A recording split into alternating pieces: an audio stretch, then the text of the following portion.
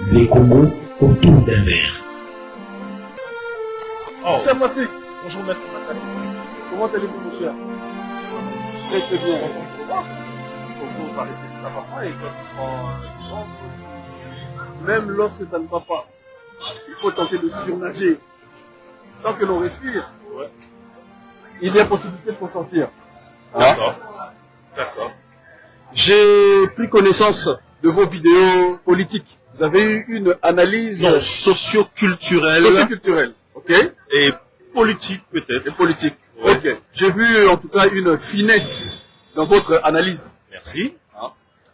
Et ça tombe bien. Aujourd'hui, je m'interroge énormément sur ce pays, ce beau pays, ce grand peuple qu'est le peuple congolais. Il y a des choses qui m'interpellent, j'ai beaucoup de questions.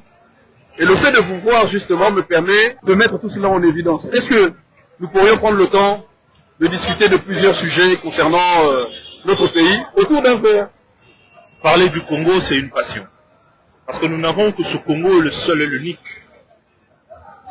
pays que nous avons, la seule nation mère. Oui. Et aujourd'hui, ne pas s'intéresser à la situation socio-culturelle, économique, politique de cette nation, ce serait ne pas aimer ce pays. Oui.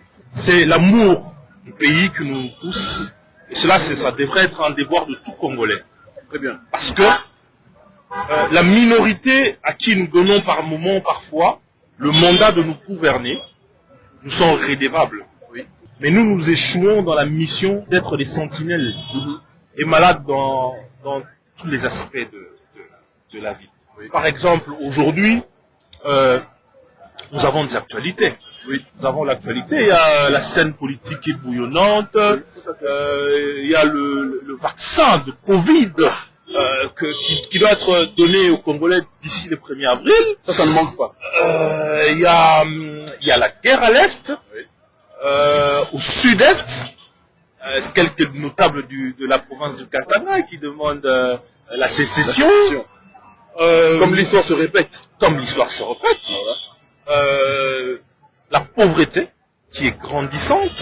J'ai raisonné sur l'ensemble des problématiques que vous avez explicitées. 1 sur le passé, 2 sur le présent, 3 sur l'avenir de ce pays. Je me dis qu'il y a... Nous sommes combien de Congolais? Combien de millions de Congolais? Environ, selon les estimations, à plus de 100 millions. 100 millions de Congolais égale 100 millions de problèmes ou de problématiques pour ce pays. Donc, on n'est pas sorti de l'auberge comme on dit. C'est vrai qu'il y a des points sensibles qu'il faut traiter de toute urgence. Nous avons parlé de cette affaire de sécession. Nous avons parlé des problèmes sociaux. Mais la question est de savoir si nous sommes en bonne voie ou pas. Et moi, j'aimerais justement qu'on puisse développer ces sujets avec tant d'autres. Hein, autour d'un verre, tranquillement. En bon congolais, vous me direz. Vous savez que le bon de discussion... le bon de discussion... À la vôtre, pardon. Au Congo. Le bon de discussion se passe autour d'un verre, autour d'une table. Ça, c'est selon nos traditions. Moi, j'ai un problème qui me dérange. Oui. D'ailleurs, c'est d'entrée de jeu que j'aimerais qu'on parlait. Oui. Oui. J'entends coutume. J'entends tribalisme. Oui. Aujourd'hui, de par la politique de l'ère, j'ai l'impression que le tribalisme a pris vraiment de l'ampleur dans ce pays. Oui. Moi, j'ai l'impression que le pays est au bord de l'éclat. Oui. À cause du tribalisme. À cause du tribalisme. D'accord. À l'ouest, on crie conservation de nos cultures dans notre coin. On est mieux qu'à l'ouest. Oui. Au sud, on dit qu'on est meilleur au nord. Oui. Et quand on va même pire encore dans la gouvernance de la chose publique, on ne donne que les meilleurs postes à ses siens. Oui. N'est-ce pas? Vous demanderez à beaucoup de jeunes de ce pays, quand ils vont chercher de l'emploi, on te demande tu es de quel coin, parce que le patron qui est là, il est d'une tribu quelconque qui aimerait n'être qu'avec ses siens. Parce que ils disent qu'on ne se sent mieux qu'avec ses siens. Moi, personnellement, je ne suis pas très d'accord avec cette position liée au tribalisme. Dis-moi un peu quel est ton point de vue. Bon, je comme toujours autrui, quiconque, lorsque je parle du tribalisme. Moi, j'aime les tribus, j'aime les ethnies, j'aime le tribalisme. Ah, tu aimes le tribalisme. J'aime le tribalisme. Je suis étonné, mais j'aimerais t'entendre avant de te dire que je ne suis pas d'accord avec Voilà. toi. Avant que tu me dises que tu n'es pas d'accord avec moi, permets-moi d'apporter une précision. D'accord. Cette précision doit être orientée par une question fondamentale. Qu'est-ce que le tribalisme? Quelle est la définition du tribalisme? La définition du tribalisme n'a pas été donnée par les Congolais eux-mêmes. La définition du tribalisme a été donnée par le colon. Le colon belge, il y a encore quelques décennies. Le colon portugais, il y a plusieurs siècles. Dans le tribalisme, nous avons ce mot tribu que d'autres encore pourraient appeler ethnie. Or, la tribu ou l'ethnie, c'est la première matrice d'identification d'une famille. Je suis bien d'accord. Avant que vous soyez l'homme que vous êtes issu d'une famille. Mais votre famille est issue de quelque part.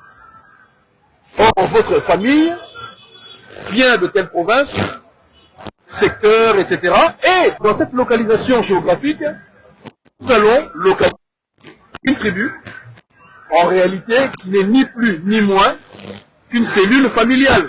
La tribu, c'est la famille d'origine.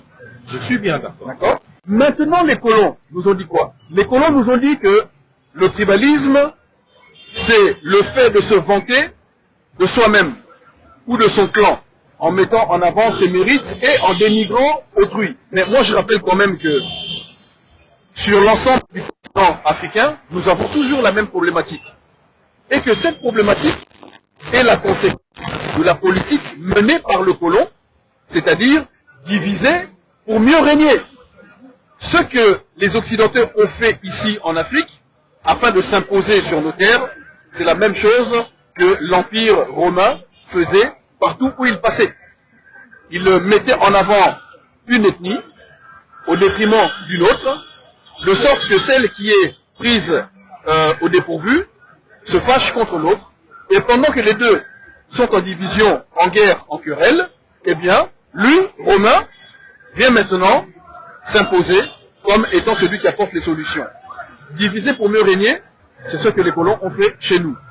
Je suis bien d'accord avec vous, Maître Matadi. Oui. Mais maintenant, le fait d'avoir compris, comme vous, que c'est les colons qui nous ont amené cette mauvaise façon de pouvoir comprendre le tribalisme, mais à ce jour, ça met le pays en feu.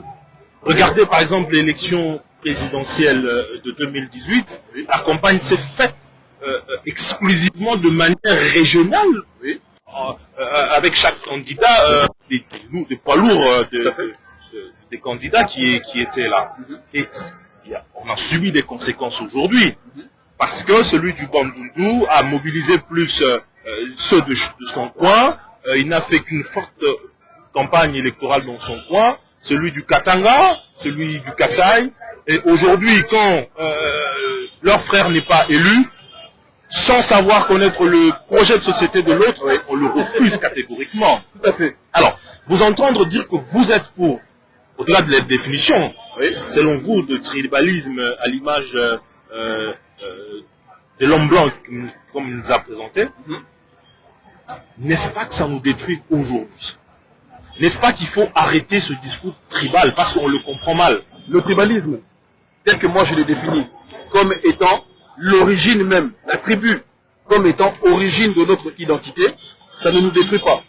Parce qu'avant que le colon arrive ici, avant que l'homme occidental, pour ne pas dire l'homme blanc, vienne ici, eh bien, nous étions et nous formions la grande famille des Bantous.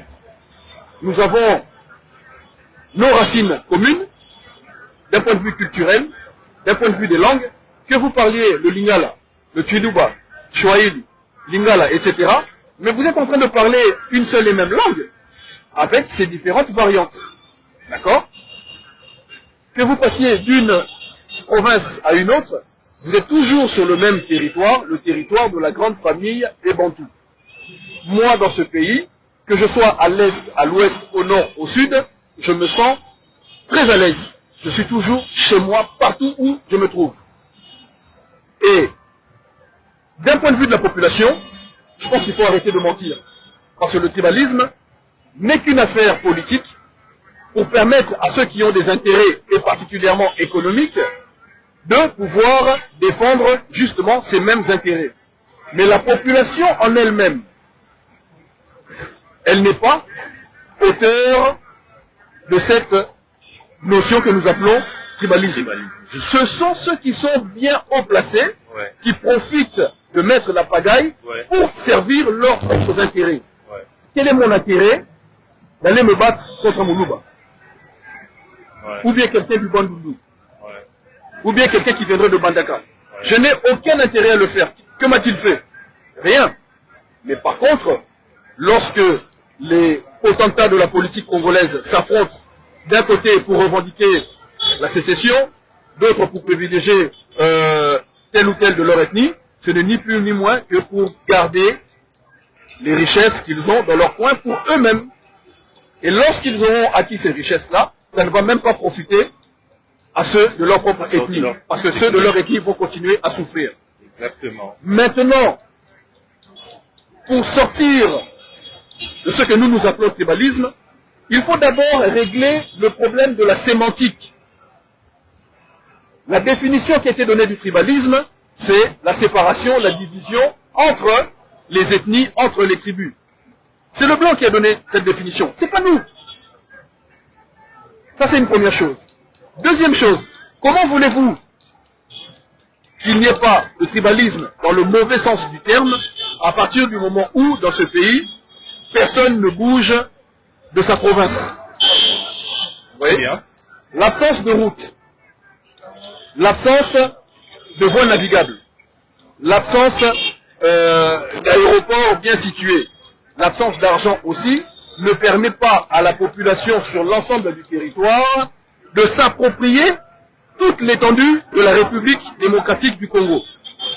Quelqu'un qui vit à l'Est,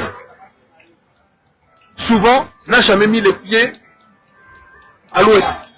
Très difficilement. Très difficilement en tout cas.